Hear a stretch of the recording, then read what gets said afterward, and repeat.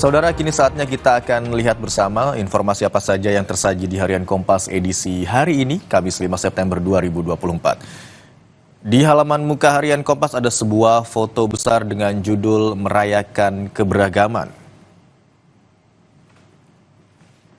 Presiden Joko Widodo didampingi Menteri Pertahanan sekaligus Presiden terpilih Prabowo Subianto, Menteri Luar Negeri Retno Marsudi, dan beberapa menteri lain menerima Paus Fransiskus yang didampingi kardinal dan sejumlah uskup selama upacara penyambutan di Istana Merdeka Jakarta, Rabu 4 September 2024 kemarin. Pesan perdamaian, anti kekerasan, dan keadilan sosial disampaikan Paus Fransiskus kepada para tokoh di Istana Negara.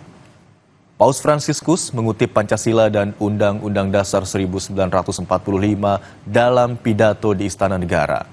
Dalam pidatonya, pemimpin tertinggi 1,39 miliar umat Katolik itu berpesan khusus kepada politisi. Paus diterima Presiden Joko Widodo di Istana Negara di Jakarta pada Rabu kemarin. Menteri Luar Negeri Retno Marsudi dan Menteri Pertahanan Prabowo Subianto termasuk yang ikut menyambut Paus di Istana Negara. Paus Fransiskus tidak hanya memuji toleransi yang berdiri kokoh di atas keberagaman Indonesia, di mana keadilan sosial dalam berkat Tuhan yang menjadi cita-cita besar bangsa Indonesia juga disebutnya sebagai wawasan berharga bagi Indonesia yang demokratis dan merdeka.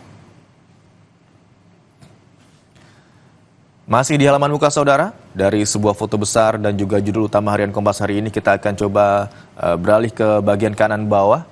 Ada sebuah pertemuan antara Anna Nur Awaliyah dengan Paus Fransiskus yang berlangsung kemarin dengan judul Tangis Anna Nur Awaliyah yang membasuh perbedaan.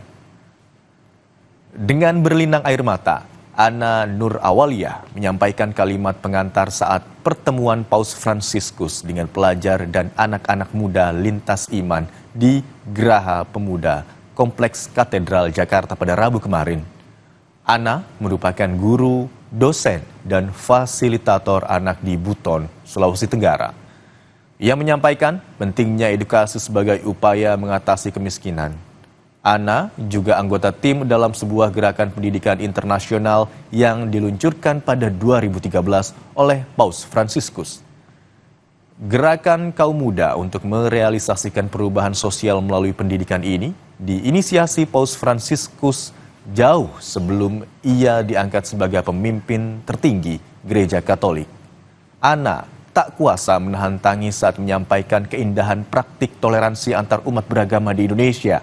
Salah satunya ditunjukkan dengan berdirinya dua rumah ibadah bagi umat Katolik dan Islam yang saling berdampingan, yakni Katedral dan Masjid Istiqlal.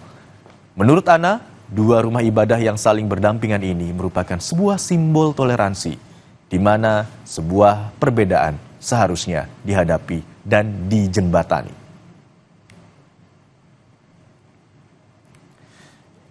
Ya saudara, tadi dua informasi terkait dengan kedatangan Paus Fransiskus ke Indonesia, salah satunya pertemuan dengan Presiden Joko Widodo di Istana Merdeka Jakarta kemarin. Tentu saja masih banyak informasi lainnya yang dapat Anda baca di Harian Kompas edisi hari ini, atau Anda juga dapat membacanya secara daring di kompas.id.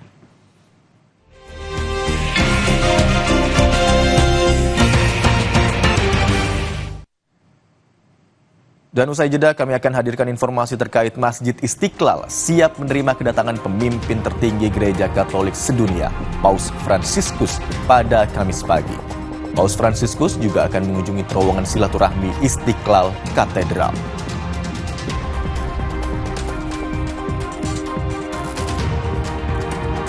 Panglima TNI dan Kapolri meninjau kesiapan GBK yang menjadi lokasi Misa Kudus Paus Fransiskus hari ini.